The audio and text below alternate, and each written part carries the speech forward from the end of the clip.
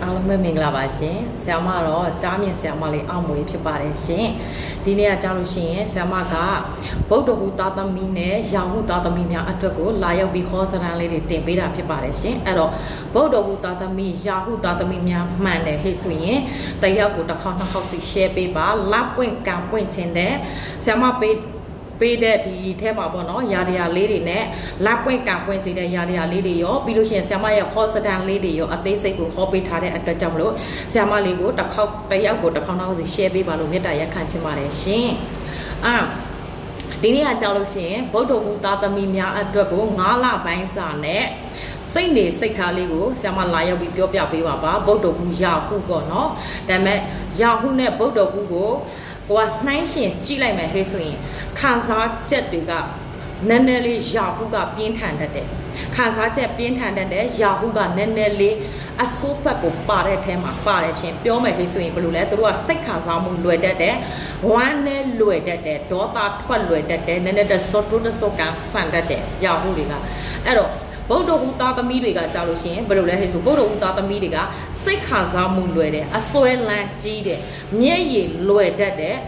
သူ့တပောက်ကိုသနာတတ်တယ်ငဲ့ညာတတ်တယ်သူများရဲ့ပြဿနာကိုခေါင်းထဲပယ်ယူလာတတ်တယ်သူ့တပားရဲ့ပြဿနာကိုအိမ်ပေါ်ထိယူတင်လာတတ်တယ်ရှင်အဲ့လိုမျိုးဘာကြောင့်လဲဆိုရင်ဗုဒ္ဓဟူသားသမီးရာဟုသားသမီးတွေကိုကတော့ပေါ့နော်မချစ်ပဲနဲ့တကယ်မချစ်ပဲနဲ့သွားပြီးတော့မစမ်းတတ်ကြပါနဲ့လို့ပဲဆရာမပြောချင်ပါတယ်ဘာကြောင့်လဲဆိုလို့ရှိရင်သူတို့လေးတွေက PK နဲ့တူတယ်ဘာကြောင့်တူလဲဟဲ့ဆိုရင်သူတို့တကယ်သူတို့ချစ်မိသွားပြီဟဲ့ဆိုတဲ့လူကိုသူတို့ကအယံကတ်တတ်တာအယံလဲတွေ့တာတတ်တာတခါတလေမှာခလေးဆန်တတ်တယ်လို့တခါတလေမှာမထည့်ရလောက်အောင်လူကြီးဆန်နေတတ်တယ်တခါတလေမှာခလေးတယောက်လိုမျိုးစိုးနွတ်တတ်တယ်လို့စိုးနွတ်တတ်ပြီမယ်လေတခါတလေမှာလူကြီးတယောက်လိုမျိုးသူတို့ကရင်းကြမှုတွေရှိနေတတ်တယ်အဲ့လိုမျိုးရှင်เนาะအဲ့တော့ဗုဒ္ဓဟူသားသမီးတွေရဲ့အများစုကကိုယ်စိတ်ချမ်းသာမှုတက်သူတစ်ပါးစိတ်ချမ်းသာမှုပို့ပေးတတ်တယ်ကိုယ်စိတ်ချမ်းသာမှုတက်မိဘညီကိုမောင်နှမတွေရဲ့စိတ်ချမ်းသာမှုကိုပထမထားတတ်တယ်ကိုယ့်ရဲ့ပါရမှုအတွက်မိသားစုတပါးသူရဲ့ကောင်းဖို့အတွက်တာယာဖို့အတွက်ကိုသူတို့ကနိနာခံတတ်တယ်အပေးဆက်တတ်တယ်အဲ့ဒီအကြောင်းလေးတွေကသူတို့ရဲ့စိတ်ကိုသူတို့အမြဲတမ်းပီတိဖြစ်စေတယ်ဥပမာကလူတယောက်ကိုသူတို့ကကောင်းတာလေးတွေလုပ်ပေးလိုက်တယ်ကောင်းတဲ့အရာလေးတွေကိုလုပ်ပေးလိုက်တယ်လှူမိလိုက်လှူထားလိုက်တယ်အဲ့လူတယောက်ကိုသူတို့ကူညီလိုက်ရတယ်ဆိုအဲ့ဒါလေးတွေကိုသူကတရိပ်ရိပ်တွေးပြီးတော့ပီတိခံစားတာပေါ့နော်အဲ့တော့ပီတိခံစားတယ်အဲ့လိုပုံစံမျိုးရှိတယ်ရှင်အဲ့တော့ဘယ်လိုပြောမလဲဆိုရင်အချစ်ရည်နဲ့ပတ်သက်လာပြီဟဲ့ဆိုသူတို့ချစ်ပြီဟဲ့ဆိုလဲအရန်ကြောက်စရာကောင်းအောင်ချစ်တတ်တယ်တွယ်ကတ်တတ်တယ်အရာအလုံးကဲလှုပ်ဆန်းဆိုးဆန်းဘလောက်ပဲဆိုးဆိုးငါဖွင့်လို့မယ်အဲ့လိုပုံစံမျိုးဒါပေမဲ့အဲ့ဒီလူကိုသူတို့ကမုံသွားပြီဒီလူငါဘယ်လိုမှပြုတ်ပြလို့မရတော့ဘူးငါဘဝငါတိဆောက်မှရတော့မှဟဲ့ဆိုရင်နေ့ဟန်နေတထိမကလို့ဘယင်ပဲဖြစ်နေပါစေလုံးဝဂယုမဆိုင်ဘူးအဝတ်တစ်ထက်ကိုတကူနဲ့ပဲဆင်းလာမယ်လူစားမျိုးတွေရှင်เนาะအဲ့တော့သူတို့ကဒီလူကိုဥပမာပေါ့ကိုယ့်ရဲ့အိမ်အောင်ရသားကိုချစ်တယ်တွေ့ကတ်တယ်ဟဲ့ဆိုတာမရှိလို့မဟုတ်ဘူးသူတို့ရဲ့လှုပ်ဆောင်စားချင်လို့လည်းမဟုတ်ဘူးသူတို့ရဲ့အရေးကိုခိုးလုံချင်လို့လည်းမဟုတ်ဘူးရှင်တအိုးတအိမ်တိဆောက်အေးတူပူများနဲ့တိဆောက်ချင်တဲ့စိတ်ကလေးတတ်ပဲဘာကြောင့်လဲဆိုသူတို့မှာလုံနိုင်တဲ့အင်အားရှိတယ်စူးစမ်းနိုင်တဲ့ရည်ချင်းရှိတယ်ဖြတ်ထိုးညံကောင်းတယ်ငွေရေးကြေးနဲ့ပတ်သက်လာရင်လည်းဘယ်လိုပွားအောင်လုပ်ရမလဲဘယ်လိုမျိုးလေးတွေဆိုတော့အများကြီးသူတို့ကစဉ်းစားနိုင်စွမ်းရှိတယ်ပေါ့ဒါပေမဲ့သူတို့ရဲ့အနားမှာလာတဲ့လူတွေမှန်သမျှသူတို့ရဲ့သွေးကိုမရရင်အသားကိုစားမယ်ဆိုတဲ့လူတွေကြီးပဲဖြစ်တဲ့အတွက်သူတို့ကပေးဆက်မှုတွေများတယ်ဥပမာဒီလူတယောက်ကိုဘယ်လိုပြောမလဲသစ္စာဖောက်သွားတယ်အဲ့လူငါမုန်းလိုက်မယ်နောက်ထပ်လုံးဝငါမလုပ်ပေးတော့ဘူးဆိုပြီးတော့နာတော့တစ်ချက်ပဲပြီးရင်အဲ့လူပြန်လာငိုပြယူပြကြီးသူတို့ကပြန်ကူညီမှာပဲပြန်ပေးမှာပဲအဲ့တော့ဘဝမှာအဆုံးရှုံးမှုတွေကဘာလဲဟဲ့ဆိုမေတ္တာတရားရဲ့သူများကိုယုံကြည်တာရဲ့သူများကိုချီးငှားပေးတာတွေရဲ့အဲ့ဒါတွေနဲ့ပတ်သက်ပြီးငွေဆုံးရှုံးမှုတွေများတတ်တယ်မိသားစုကိုယ့်ရဲ့ပျော်ရွှင်မှုမိသားစုပေါ်မှာချစ်တဲ့ပျော်ရွှင်ပေးဆက်တဲ့အရာလေးတွေဆုံးရှုံးတတ်တယ်အဲ့လိုမျိုးဘယ်လိုပြောမလဲကောင်းတာလေးတွေဘယ်လောက်ပဲလုပ်လို့ကိုယ့်အတွက်မကောင်းတာပဲရရှိမယ်ပေါ့မကောင်းတာတွေပဲရရှိမယ်မိသားစုပေါ်မှာဟဲ့ဆိုလဲတစ်ခါမှမျက်နှာကောင်းမရဘူးအနစ်နာခံတာတော့တော်ရုံတိုင်အောင်လုံးဝအနစ်နာမခံတတ်ခံလို့မနိုင်တဲ့အနေအထားတွေသူတို့ကခံပေးတာရှင့်เนาะအဲ့လိုမျိုးအဲ့တော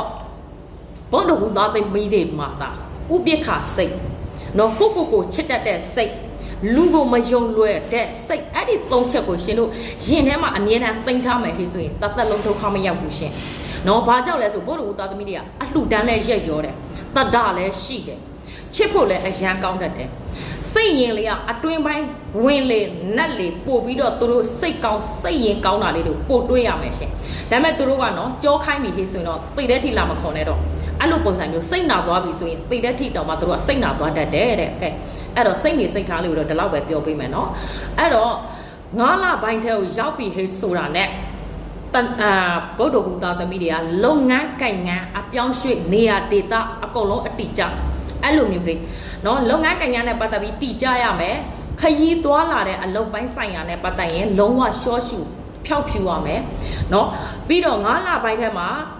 ဗုဒ္ဓဘုရားသမီးတွေစားပွင့်မယ်လက်ပွင့်မယ်ကံပွင့်မယ်ဆုံးရှုံးထားတဲ့ငွေလေးတွေ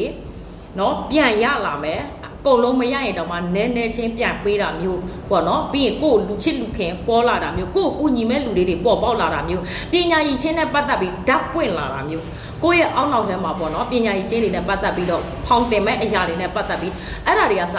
တစ်ခုပြီးတစ်ခုကိုခေါင်းထဲကပေါ်လာလိုက်မယ်ငွေရေးကြေးနဲ့ပတ်သက်ပြီးအရင်ကဘလောက်ပဲဆုံးရှုံးနေပါစေ9လပိုင်းထဲမှာလုတ်တဲ့လုပ်ငန်းကိုင်ငန်းလေးတွေအတွက်အစွန်းအမြတ်စားရမယ်အမြတ်အစွန်းလေးတွေရလာမယ်အဲ့လိုမျိုးရှင်เนาะသူများပေါ်မှာကိုကောင်းခဲ့တဲ့စေတနာအကျိုးတွေက9လပိုင်းထဲမှာလာပေးနေပါတယ်ရှင်အဲ့တော့ခါကြတော့တနင်္ဗုဒ္ဓဟူသားသမီးတွေနဲ့ပတ်သက်ပြီးတော့အဲ့ဒီအရာလေးတွေကံကောင်းကံပွင့်ပြီးတော့ lucky ကံပွင့်ချင်တဲ့ဟေးဆိုရင်တော့เนาะအုံညွတ်သုံးညွတ်ဖယောင်းတိုင်းတောင်းချောင်းမွေးတိုင်း9ချောင်းတကယ်လို့အုံညွတ်ရှာမရဘူးဟေးဆိုအုံသီးပါတဲ့မုတ်အဲ့ဒီအမုတ်ကို3တုံးပဲဖြစ်ဖြစ်တတုံးပဲဖြစ်ဖြစ်ဖယားမှာကတ်လူပူဇော်ပေးပါရှင်ပြီးလို့ရှိရင်ဘယ်လိုဆုတောင်းရမလဲဆိုလို့ရှိရင်ပူပင်တော့ကများငြိမ်းချမ်းရလို့ပါအရှင်ဖယားလို့ဆုတောင်းเนาะအဲ့လိုမျိုးလေးတွေလုပ်ပေးပါပြီးတော့ဆ iam မစီမှာအရန်စွမ်းထက်တဲ့အဆောင်လေးတွေရှိပါတယ်တလအတော်တွင်တပတ်အတော်တွင်လုံးဝတိတာထူးခြားစေတဲ့အဆောင်လေးတွေပါစီးပွားလက်လာပါကံကောင်းစေတဲ့ဈေးရောင်းဈေးဝယ်ကောင်းစေတဲ့သူများအတိုက်ခိုက်ကောက်ွယ်စေတဲ့အဆောင်လေးတွေပါရှင်เนาะသူကဘယ်လိုပြောမလဲလူချစ်လူခဲကိုအပြောဆိုနဲ့ပတ်သက်ပြီးပြီးစေတဲ့အိမ်တော်ရေးနဲ့ပတ်သက်ပြီးဟေးဆိုရင်လည်းအိမ်တော်ရေးရန်အေးစေတဲ့အဆောင်လေးပါရှင်အဲ့တော့ဒီနေ့ထဲမှာဒီ9လပိုင်းထဲမှာဟဲ့ဆိုရင်ဗုဒ္ဓဘုရားသမီးတွေအရန်လဲလက်ပွင့်ကံပွင့်နေပါတယ်ပူပင်တော့ကလေးတွေ